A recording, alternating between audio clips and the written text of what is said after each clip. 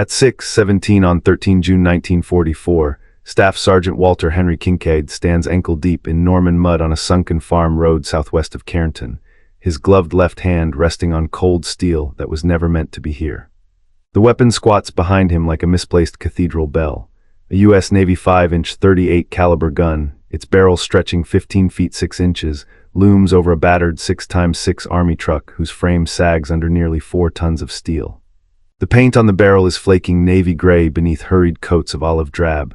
Weld seams spider across the improvised cradle, ugly, thick, unapologetic. Grease at the breech has stiffened in the cold morning air, smelling faintly of salt and old oil, a ghost of the Atlantic dragged inland. Infantrymen crouch along the hedgerow, helmets low, faces streaked with mud and chalky sweat. Some stare at the gun, others refuse to look at it at all. They have been here since before dawn. The temperature sits at 9 degrees Celsius. Fog clings to the ground in slow, moving sheets, visibility collapsing beyond 250 yards. Every 20 to 30 seconds, a German mortar round thumps into the fields ahead, each impact marked by a flat, concussive crack that pushes air into the chest. Somewhere to the east, an MG-42 opens up, short, controlled bursts, its sound ripping through the mist like tearing canvas. American casualties already lie scattered along the corridor. By Kincaid's count, 17 men are down in this sector alone since first light. No artillery answers their calls. The radios spit only static and half-heard call signs. The Germans hold the raised ground, their machine guns set between 180 and 220 yards, raking the narrow approach with methodical precision. Someone behind the hedgerow mutters, "Jesus Christ, that thing's a ship gun." Another voice answers, bitter and thin, "Yeah, and we're the Navy now." Kincaid doesn't turn. He runs his fingers along the lanyard, feeling the fibers through wool stiff with moisture. His hands know steel, they know stress. They know what happens when metal is asked to do something it was never designed for. The truck's leaf springs groan softly as a breeze pushes against the barrel. Sandbags stacked around the rear wheels leak damp grit onto his boots. The weapon has no firing table for this, no doctrine, no authorization stamp. Somewhere, an officer with clean boots and a clipboard would call this reckless. Unprofessional, impossible. The odds of success, if anyone bothered to calculate them, would fall below 5%. The crew gathers close, not because they were ordered to, but because no one told them not to leave. A corporal from Ohio grips a range wheel he's never used before. A private from New Jersey braces the stabilizer spade with his shoulder. Their breath shows white in the air. Their eyes flick between Kincaid and the fog. The smell of diesel hangs heavy, mixing with churned earth and the sharp tang of cordite drifting back from the German lines. Each incoming round sends a vibration through the ground, a reminder that time is narrowing. A mortar lands 40 yards off the road. Mud slaps the truck's side panel. Someone curses. No one runs. Kincaid leans in, squinting past the barrel, sighting by instinct alone. He adjusts elevation by hand, 7 degrees give or take, feeling the resistance through the gears. There is no fine adjustment here, only judgment. The gun creaks as it settles. Through a thinning patch of fog, movement flickers, shadows. Helmets, the suggestion of men shifting position, confident in their cover, unaware that a naval gun is staring back at them from a cow path. The MG-42 opens again, closer now. Brass casings chime against stone somewhere ahead. The sound drills into the skull, relentless, mechanical. Kincaid's heartbeat slows. He thinks briefly of steel glowing white in a Pittsburgh mill, of the way bad welds fail without warning. He smells grease. He feels the cold soak through his gloves. He hears nothing now but the wind in the hedgerows and the quiet, collective waiting of the men behind him. "This thing's going to tear the truck in half," someone whispers. Kincaid tightens his grip on the lanyard. For a fraction of a second, the field holds its breath. The fog shifts, the German position resolves, and just before the trigger is pulled, Walter Henry Kincaid is born on 4 February 1916 in a narrow brick row house on the south side of Pittsburgh, 3 blocks uphill from the Monongahela River. The neighborhood has no official name anyone uses. Men call it the Mill Side, and that is enough. The river is always there, gray, slow, and steaming in winter. At dawn it smells of sulfur and wet iron. At night it reflects furnace glow from the open hearth shops downstream, turning low clouds orange. Walter grows up thinking this is what the world looks like everywhere. His father, Henry Kincaid, works furnace crew at a steel mill that never fully shuts down. 12-hour shifts, 6 days a week when orders are heavy. His clothes come home stiff with sweat and coal dust. Burns are common enough not to merit comment. When Henry loses the tip of his left index finger in 1927, the foreman gives him 3 days off and a different pair of gloves. Walter's mother Ellen takes in laundry from boarders, single men who rent rooms nearby and work rotating shifts. The house is never quiet. Someone is always sleeping while someone else is coming in. Radios murmur. Boots thud on stairs. The kitchen smells of boiled shirts and starch. Walter learns early to stay out of the way and to listen. He leaves school at 16 in 1932 during the deepest part of the Depression. There is no discussion. His father's hours have been cut. The rent is due. Walter walks into a small fabrication shop affiliated with the mill and tells the foreman he can lift, carry, and keep his mouth shut. He is hired the same morning. For the next 7 years, Walter works as a riveter and heavy equipment welder, apprenticed informally to men who learned their trade before safety rules had names. He handles steel plates thicker than his forearm. He learns how vibration travels through metal, how heat changes structure, how a bad weld fails, not loudly but suddenly. The shop builds rail-mounted furnace doors, rolling slag carts, pressure housings meant to hold under forces no one fully calculates. Walter works winter shifts where the temperature inside the bay hovers just above freezing, summer shifts where sweat runs into his eyes and sparks burn holes through his shirt. He learns to brace himself before every strike, to feel when something is wrong before it becomes catastrophic. He burns his hands twice badly enough to blister. He watches a crane cable snap in 1938, dropping a load that kills a man named Frank Dombrowski, age 43, father of 4. No speeches follow. The shop shuts down for 2 hours, then they go back to work. By 1940, the other men trust Walter to finish jobs that matter. He does not talk much, he measures twice. When something holds, it holds because he made it that way. On 7 December 1941, Walter is working a late shift when the radio above the tool cage crackles. The announcer's voice is thin, distorted by static and disbelief. Japanese aircraft, Pearl Harbor, battleships burning. The shop goes quiet in a way Walter has never heard before. Torches shut off, hammers stop mid-swing. Someone swears softly, no one cheers, no one makes speeches. Walter finishes his weld before taking off his gloves. He enlists in the United States Army in January 1942, not out of anger, but because he knows what he can do and understands that war will need it. The Navy recruiter tells him they have enough men. The Army takes one look at his work record and assigns him to an ordnance support track. Basic training is conducted at a muddy camp in the winter. Walter learns to march, to shoot, to keep his equipment clean enough to satisfy inspections. He struggles with formality. Salutes come late. Paperwork irritates him. He's written up once for modifying a broken rifle sling instead of turning it in. But when trucks fail, when mounts loosen, when something cracks under repeated fire, Walter is called. He earns no praise from officers, but the enlisted men start bringing him problems quietly. A cracked bracket, a bent pin, a feed tray that won't cycle smoothly.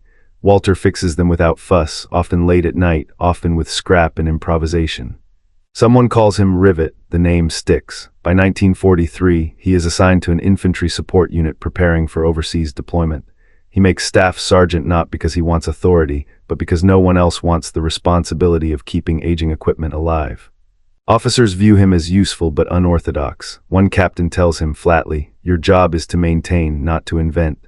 Walter nods and goes back to work. In April 1944, he boards a transport ship on the East Coast.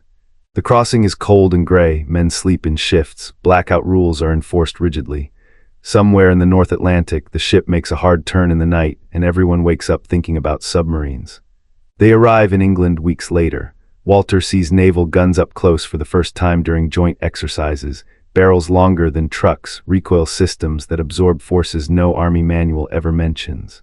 He watches sailors service them with casual familiarity. He notes how mounts distribute stress, how recoil is managed rather than resisted. He does not say anything. By early June 1944, the rumors harden into certainty. An invasion is coming. Equipment is checked and rechecked. Walter notices mismatches, guns outranged, vehicles underpowered, doctrine lagging behind terrain. He mentions none of it officially. On 6 June, they land in Normandy. Within a week, Walter understands that the war he trained for does not exist here. The hedgerows turn every advance into a kill zone. German guns dominate narrow corridors. Artillery support is slow or unavailable. Men die waiting for permission. Walter watches this with the same quiet attention he once gave to stressed steel. Something he knows is going to fail.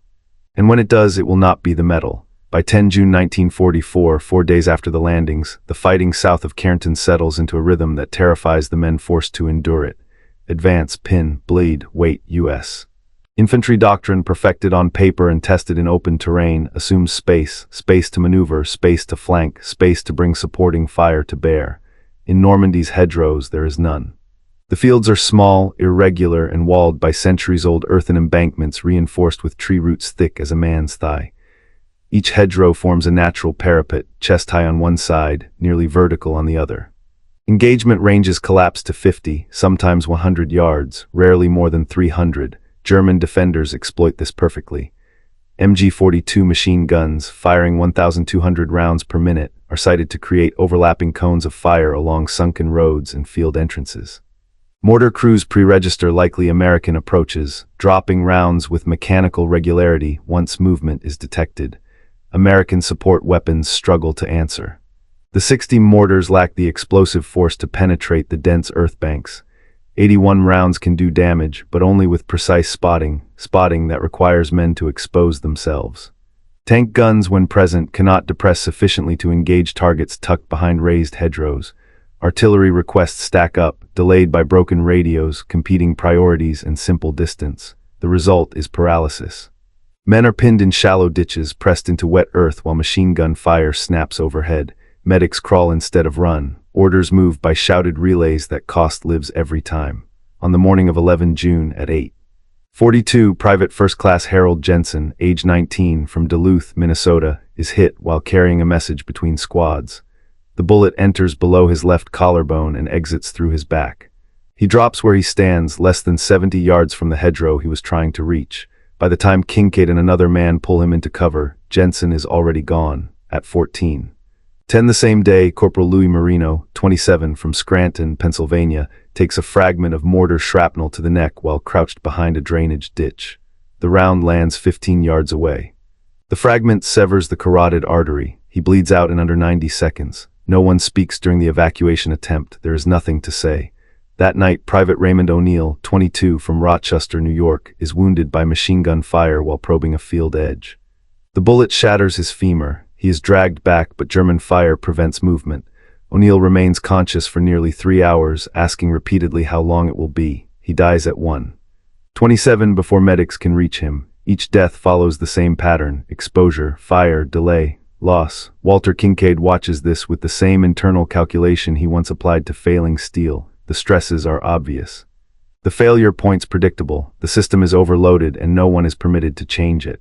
The moment that crystallizes this understanding comes on 12 June at 16:03. Sergeant Thomas H. Becker, 31, a combat engineer from Cedar Rapids, Iowa, volunteers to breach a hedgerow blocking the advance. He carries a satchel charge weighing 20 pounds, crawling forward under covering fire that thins too quickly. Becker reaches the base of the embankment, plants the charge, and begins to pull back. A single burst from an MG-42 catches him at less than 90 yards. The rounds tear into his abdomen.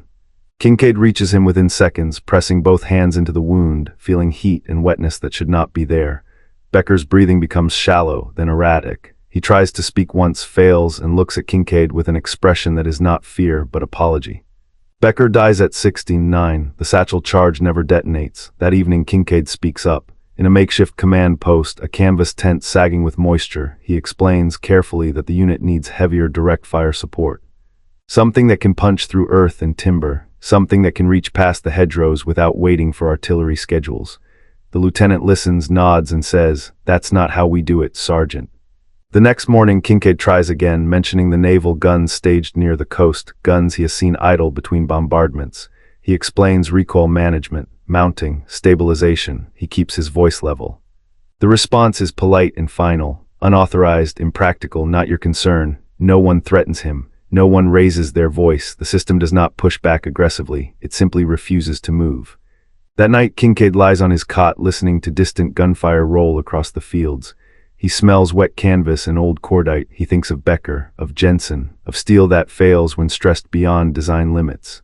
He knows the consequences of acting without permission: court-martial, reduction in rank, confiscation of equipment.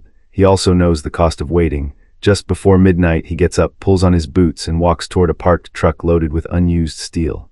The decision is already made. The work begins at 23:11 on 12 June 1944, in an apple orchard tucked behind a low rise west of Carentan.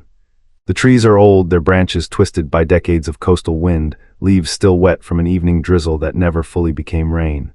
The ground is soft enough that boots sink an inch with every step, every sound carries. That is why no one speaks. Walter Henry Kincaid kneels beside the truck with his welding hood down, torch shielded beneath a canvas flap. The arc flares only when it must, brief, violent flashes of blue-white light that burn into the darkness and vanish. Each strike smells of scorched steel and ozone, sharp enough to sting the back of the throat. The 6x6 Army cargo truck was never designed for this. Its frame is meant to carry crates, men, fuel drums, not recoil. Not 8,000 pounds of naval artillery slamming backward with every shot. Behind it, lying on timber blocks like a beached animal, rests the weapon. The 5-inch .38 caliber naval gun looks obscene in the orchard. Its barrel stretches more than 15 feet, dwarfing the truck bed. Navy gray paint flakes under hurried coats of olive drab. Old salt grease cakes the breech, stiff in the night air, smelling faintly of the Atlantic even this far inland.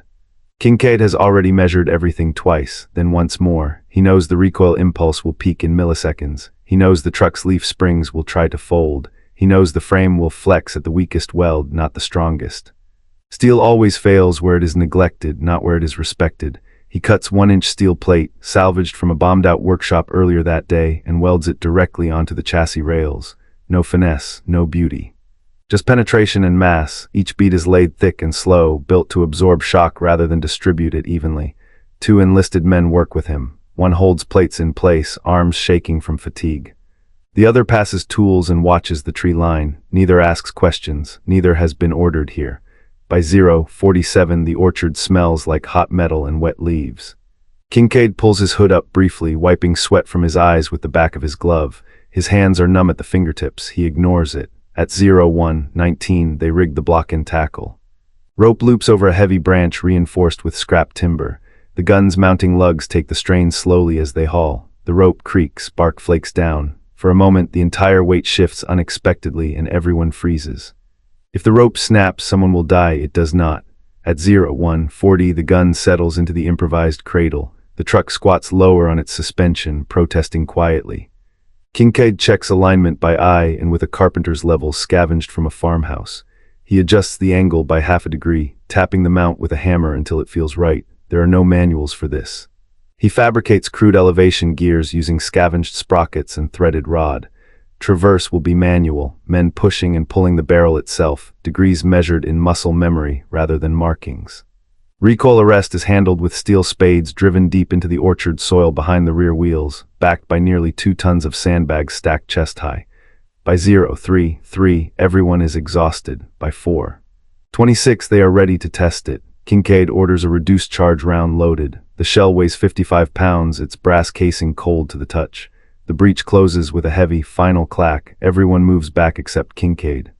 He fires. The concussion is immediate and brutal. It hits like a sledgehammer to the chest.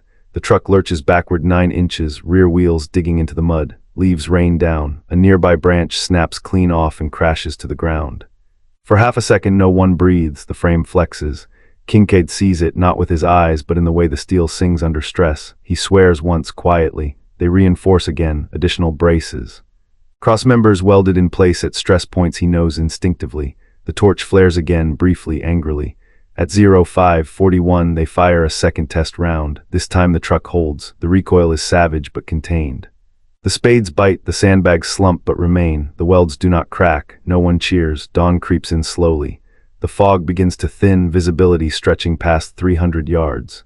Somewhere ahead, German machine guns chatter sporadically. Mortar rounds thump into the fields at irregular intervals. At 6:05, Kincaid gathers the volunteers, 6 men, mud-caked, unshaven. Eyes ringed dark with exhaustion. He explains the risks plainly. Catastrophic failure, German counterfire, disciplinary action if anyone survives long enough to face it.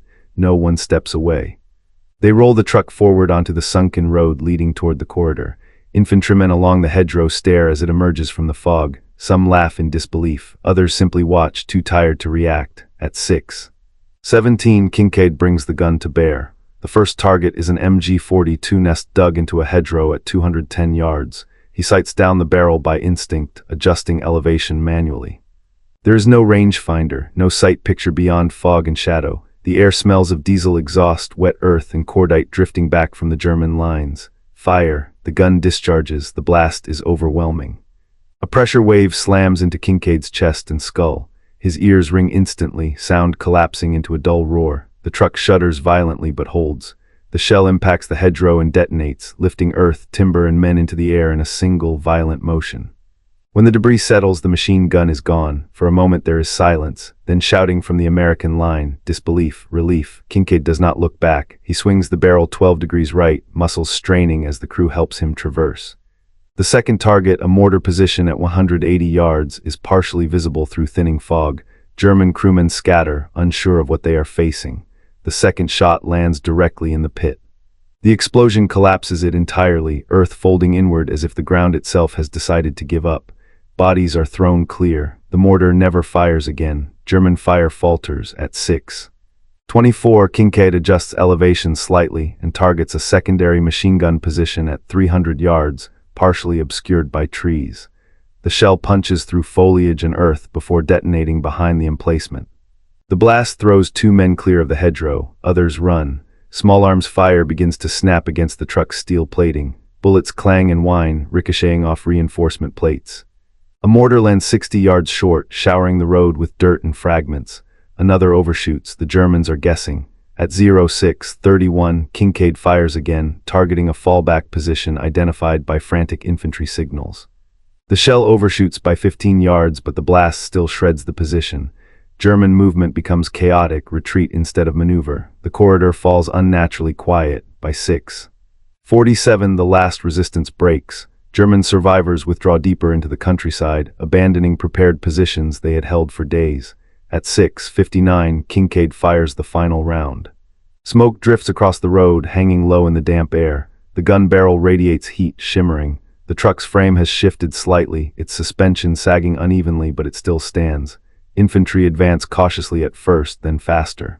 No machine gun fire answers them. No mortars fall. Behind the gun, the crew stands in stunned silence. One man laughs once, sharp and disbelieving. Another sinks into the mud, suddenly unable to stand. Kincaid checks the welds. They are cracked in places, bent, scarred, but they held. For the first time since Normandy, the corridor belongs to the Americans. Kincaid does not celebrate. He is already calculating limits, thinking about what the steel can take next. The war, for a brief moment, has adapted. By 14:30 on 13 June 1944, the corridor south of Carentan no longer sounds like a killing ground. American infantry move through it in cautious files at first, boots crunching over churned earth and splintered hedgerow roots. Rifles remain shouldered, helmets stay low, but the expected answering fire never comes. No machine gun bursts rake the road, no mortar rounds drop in rhythmic patterns. Men glance at one another, unsure how to behave when the shooting stops without permission. The story begins to move faster than any official report ever could. It travels by cigarette trades, by shouted comments across ditches, by half-heard explanations passed down the line. The details change immediately: a ship gun, a Navy cannon, a truck that nearly broke in half. What remains consistent is the result. It blew the hedgerow clean out. Engineers drift toward the sunken road under the pretense of routine inspection. Ordnance men pause longer than necessary near the truck, eyes tracing the thick welds and bent steel spades driven into the earth. No one takes notes, no one photographs anything. They look, memorize, and move on. By nightfall, 3 separate units have asked, informally, whether that gun might be available again. There is no designation to give them. Numbers tell the story more cleanly. In the 72 hours before the engagement, casualty rates in that sector average 18 to 22% per day among forward platoons. Losses are steady, predictable, and accepted with grim resignation. In the 72 hours after, casualties drop to under 6%, advance speed triples. Positions once considered untenable are taken in hours instead of days. German machine gun fire becomes sporadic, then rare. The corridor opens like a wound finally allowed to heal. No one celebrates the statistics. They are mentioned quietly, passed hand to hand like contraband knowledge. Senior officers arrive the next morning. They walk the site slowly, boots clean, expressions neutral. They examine the truck, the bent frame, the cracked welds. One colonel runs a gloved hand along the steel plate reinforcing the chassis and says nothing at all. There is no commendation ceremony. There is no reprimand either. The language used in hushed conversations is careful, unorthodox, situational, not repeatable under standard doctrine. The implication is clear. What worked here should not be encouraged elsewhere. By 16 June, the gun is quietly removed from the line. loaded back onto transport, sent away without comment. The truck is reassigned. The orchard is just an orchard again. Walter Kincaid remains staff sergeant. No citation appears in his file. No mention is made in official after-action reports beyond vague references to heavy direct fire support. His name is never attached to the idea. The system absorbs the result and discards the method. Across the lines, the Germans notice the change even if they never understand its source. Intercepted reports later describe increased caution around fixed hedgerow positions. Machine gun teams are ordered to disperse more widely. Mortar crews are instructed to relocate frequently rather than rely on pre-registered fire. The confidence that came from knowing the Americans' limitations is gone. The weapon itself is never encountered again, but the idea lingers. By July 1944, American units are experimenting quietly with heavier guns closer to the front. Tank destroyers are used in direct fire against hedgerows. Engineers cut gaps more aggressively. Artillery coordination tightens. No one cites Kincaid. No one needs to. Someone officially thought of it later. The war continues its slow grind eastward. In May 1945, it ends. Walter Kincaid is demobilized the following year. He boards a transport ship back across the Atlantic with the same quiet efficiency he brought with him. He carries no souvenirs beyond a duffel bag and habits that do not leave easily. By 1946, he is back in Pittsburgh. The mills have resumed their familiar rhythm. The air smells the same. The river still steams in winter. Kincaid takes a job in a fabrication shop not far from where he started, welding structural assemblies for industrial equipment. The work is steady. The pay is modest. He does not talk about the war. When asked, he says only that it was noisy and cold, and that steel behaves the same everywhere if you pay attention to it. He never writes anything down. He never seeks recognition. The men he worked with notice only that he builds things to hold under strain. Years pass. Doctrine changes incrementally. Manuals grow thicker. Credit is